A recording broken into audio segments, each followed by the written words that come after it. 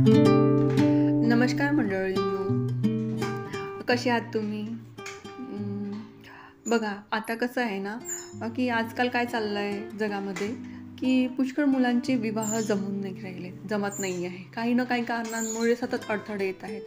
बरं असंही नाही आहे की त्यांना घर नाही आहे राहायला, मुलांना त्यांच्या घरी शेतीवाडी नाही आहे.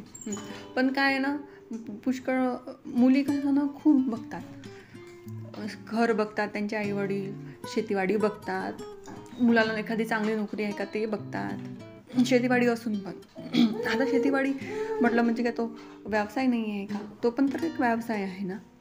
पण असं कोणतं ना कोणतं कारण येते, शिक्षण बघतात, असं कोणतं ना कोणतं कारण येते की ज्याच्यामुळे कोणते ना कोणते अडथळे समाजात येतात की ज्याच्यामुळे त्यांचे लग्न जमत नाही. आता लग्नासाठी खूप सेवा करूनही ती सेवा फलद्रूप होत नाही आहे. अशा मुलांना आता सेवा म्हणून कोणती सेवा करायची, तर मारुती रायांची सेवा करायची. मारुती रायांच्या मंदिरात जाऊन, मारुतीच्या मंदिरात जाऊन त्यांची सेवा करायची. आता सेवा कशी करायची, कोणत्या पद्धतीने करायची ती आता मी सांगते तुम्हाला. तुमचं काम 100% होईल, 100%.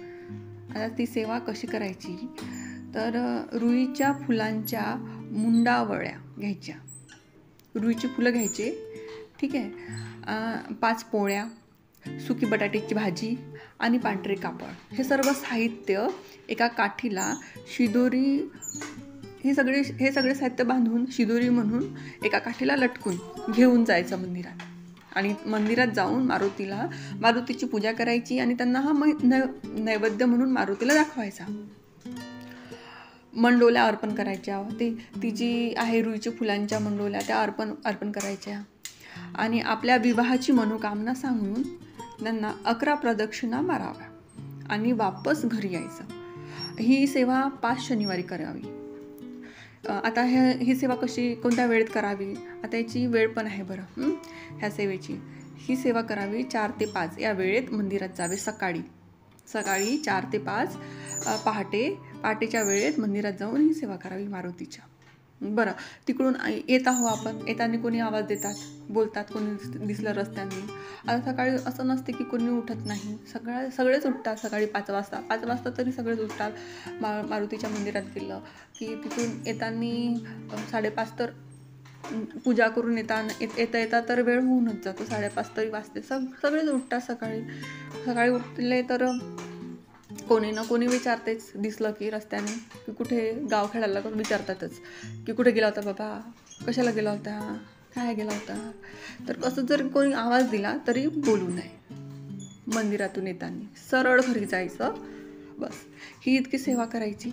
म्हणजे कसं ना, जे काही अडथळे असेल तुमच्या विवाह कार्यामध्ये येणारे कोणतेही अडथळे असतील ते सगळे तुमचे नष्ट होतील आणि तुमची ही सेवा फलरूपात येईल. मारुती राया तुमची सेवा फलरूपात आणेल. एवढं बोलून मी माझी सेवा मारुती रायांच्या चरणी सेवा अर्पण करते.